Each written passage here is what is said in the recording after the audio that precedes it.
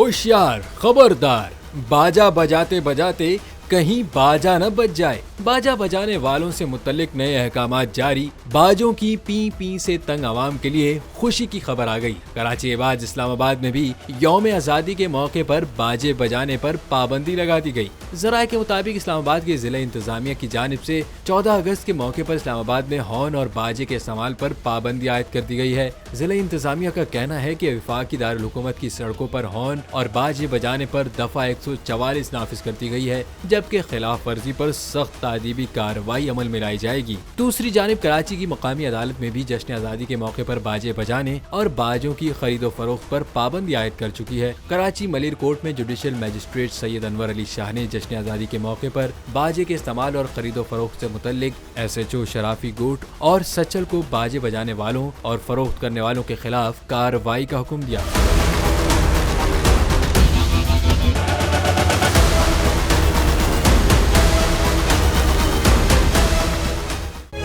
तारीख का अमीर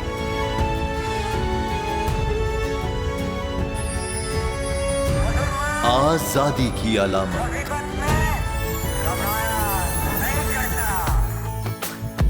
हुस्न का आईनादार, फिक्रो नजरिए की अक्कास, सरफराजी का गवाह, यानी हम सबका निगहबान पाकिस्तान।